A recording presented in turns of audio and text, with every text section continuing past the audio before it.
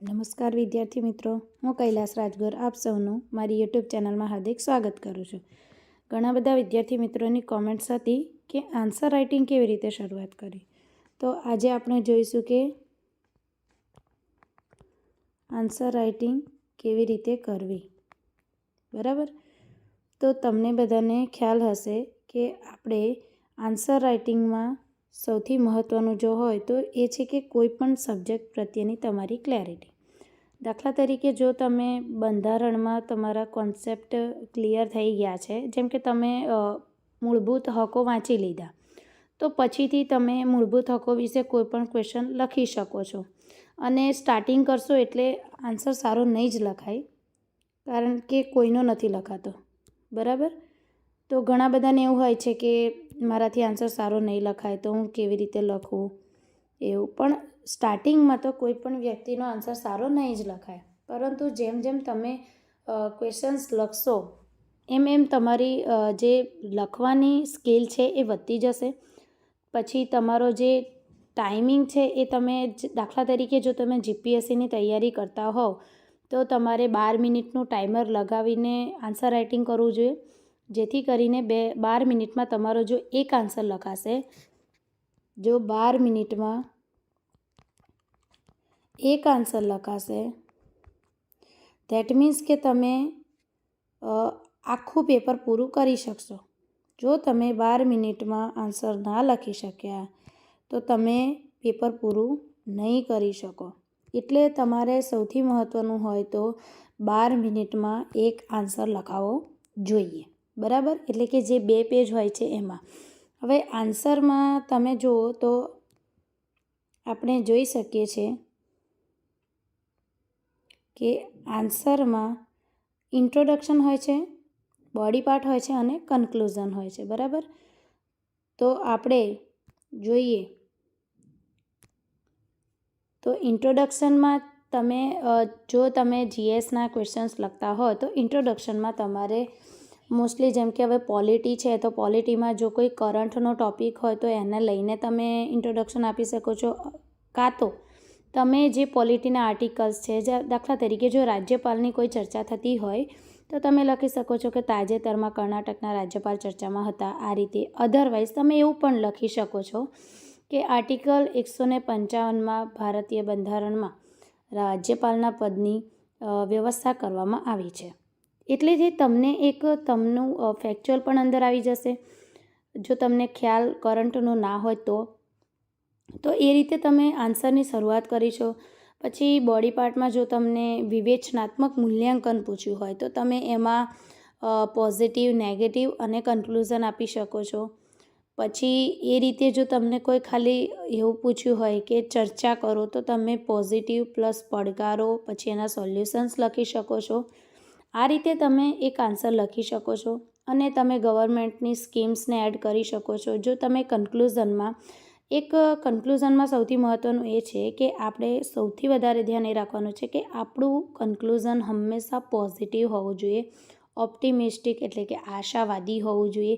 એક અધિકારી તરીકે તમે કેવું સોલ્યુશન્સ લાવશો એ એમાં દેખાવું જોઈએ, જેથી કરીને તમે એ લોકોને, વાંચનારને ખબર પડશે કે તમે એક સારા અધિકારી બનીને જે હાલ પણ સિસ્ટમમાં જે પ્રોબ્લેમ્સ છે, જે સમસ્યાઓ છે એનું તમે સમાધાન કરશો.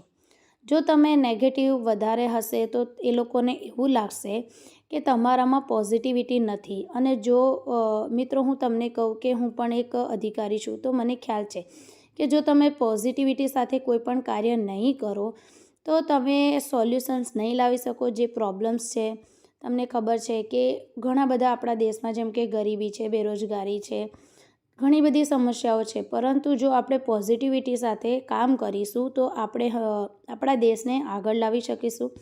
અને હંમેશા તમારા આન્સર્સમાં નેશન ફર્સ્ટ દેખાવું જોઈએ, સ્વાર્થ વૃત્તિ ના દેખાવી જોઈએ આપણી. અને આપણે સિવિલ સર્વન્ટ બનવા માંગીએ છીએ તો ખરા અર્થમાં આપણે સિવિલ સર્વન્ટ બનવાને લાયક હોવા જોઈએ અને એ આપણા આન્સર્સમાં દેખાવું જોઈએ. બરાબર, એટલે જો તમે બેઝિક બેઝિક તમારું ક્લિયર હશે બધા સબ્જેક્ટ્સમાં તો તમે આન્સર રાઇટિંગ સ્ટાર્ટ કરી શકો છો. સ્ટાર્ટિંગમાં બધાને ગભરામણ થશે કે મારાથી લખાતું નથી, સારું નથી લખાતું, પરંતુ મિત્રો તમે એક ટેકનિક કરજો કે તમે એક આન્સર લખો છો તો પછી એ આન્સર વિશે તમે વિચારજો, એ ટૉપિક જોજો અને એ ટૉપિક વાંચ્યા પછી પાછો તમે એનો એ આન્સર લખશો તો તમે સારો એવો આન્સર લખી શકશો અને તમારો એ ટૉપિક પણ ક્લિયર થઈ જશે. બરાબર? તો આ રીતે આપણે આન્સર રાઇટિંગ કરી શકીએ છીએ. એટલે તો તમે જોયું કે આન્સર રાઇટિંગ માટે મેં તમને જે કીધું એ વસ્તુ તમે ધ્યાનમાં રાખજો અને તમે પ્રેક્ટિસ કરશો તો તમે સારો આન્સર લખી શકશો. અને ઘણા મિત્રો મને કહેતા હોય છે કે ઇંગ્લિશમાં આન્સર રાઇટિંગ કેવી રીતે કરવું. તો આન્સર રાઇટિંગ એ આન્સર રાઇટિંગ છે, તમે ઇંગ્લિશમાં કરો કે ગુજરાતીમાં કરો કે જીએસના ક્વેશ્ચન્સ આન્સર કરો. ઇંગ્લિશમાં આપણે ઇંગ્લિશના પેપર માટે જો આપણે ફોર્મેટ્સને એની પ્રેક્ટિસ કરવી હોય તો આપણે જે ગ્રામર સેક્શન છે એને મજબૂત કરવો પડશે, તો જ આપણે સેન્ટેન્સ ફોર્મેશન કરી શકીશું. એના માટે આપણે અક્ષરની બુક આવે છે, એમાં ગ્રામરનું સેક્શન છે, પ્લસ યુટ્યુબમાં કુણાલ મોજીદ્રા સરના આખા ઇંગ્લિશના લેક્ચર્સ છે, તો તમે એ જોઈ શકો છો. જીપીએસસી ઇન્ટરેક્ટિવ સ્ટડીઝ ઉપર છે એમનું, જેમાં તમને ઇંગ્લિશનો ફ્રી ઓફ કોસ્ટ આખો કોર્સ મળે છે ને બહુ જ ડિટેલમાં સરે સમજાવ્યું છે અને મેં ખુદ પણ એ જોયા છે. તો તમે તમારું વોકેબ પ્લસ જે ગ્રામર સેક્શન છે આખું સરસ રીતે તૈયાર કરી શકો છો અને એના બેઝ ઉપર તમારું જે ઇંગ્લિશનું રાઇટિંગ છે એ પણ સુધરશે. એટલે અને જો જેનું ઇંગ્લિશ કાચું હોય તો મેક્સિમમ થોડું ઇંગ્લિશમાં ટ્રાન્સલેશન કરવાનું, સંક્ષેપીકરણ, ગ્રામર સેક્શન, નિબંધ લખવાનું એ વધારે ટ્રાય કરજો, જેથી કરીને તમે એમાં સારા માર્ક્સ લાવી શકો. અને ઇંગ્લિશને ઇગ્નોર કરવાથી તો તમે કોઈ પણ પરીક્ષા પાસ નહીં જ કરી શકો, એ હું કહું છું. કારણ કે ઇંગ્લિશ એક મહત્ત્વનો વિષય છે અને બધા મોસ્ટલી એમાં જ કાચા પડતા હોય છે. બરાબર? એટલે આ રીતે તમે લોકો આન્સર રાઇટિંગની તૈયારી કરી શકો છો.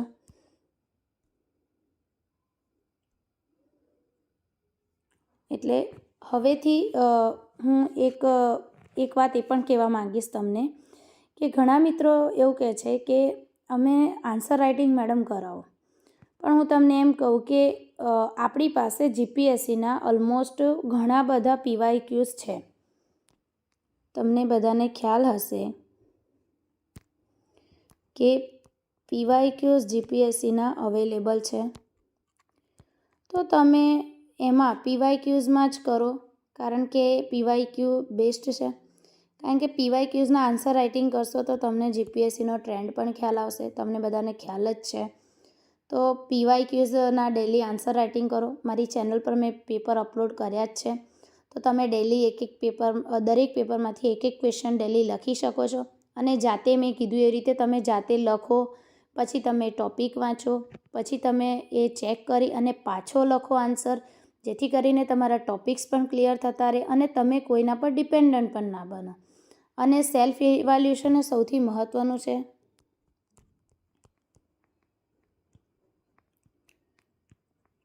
કારણ કે મારી વીકનેસ અને મારી સ્ટ્રેન્થ મને જ ખબર હોય, બીજાને ના હોય. એથી હું તમને કહીશ કે તમે લોકો જાતે જ પીવાયક્યુઝ લખો અને તૈયાર કરો. જો ડીવાયએસઓની મેન્સ હોય તો ડીવાયએસઓના પીવાયક્યુઝ લખો, જીપીએસસીની મેન્સની તૈયારી હોય તો જીપીએસસી મેન્સના પીવાયક્યુઝ લખો અને જાતે ટ્રાય કરો, જેથી કરીને તમારે એક ક્વેશ્ચન્સ કરીને તમારા ઘણા બધા ક્વેશ્ચન્સ રેડી થતા જશે, એટલા ટૉપિક્સ પણ કવર થતા જશે અને તમને આન્સરમાં ઇમ્પ્રુવમેન્ટ દેખાશે. એટલે પ્રેક્ટિસ મેક્સ અ મેન પરફેક્ટ એમનેમ નથી કહેવાયું મિત્રો. એટલે આ રીતે તમે તૈયારી કરો તો ચોક્કસથી આન્સર રાઇટિંગમાં તમે સફળતા મેળવી શકશો અને તમે ઇઝીલી પેપર પણ પૂરું કરી શકશો.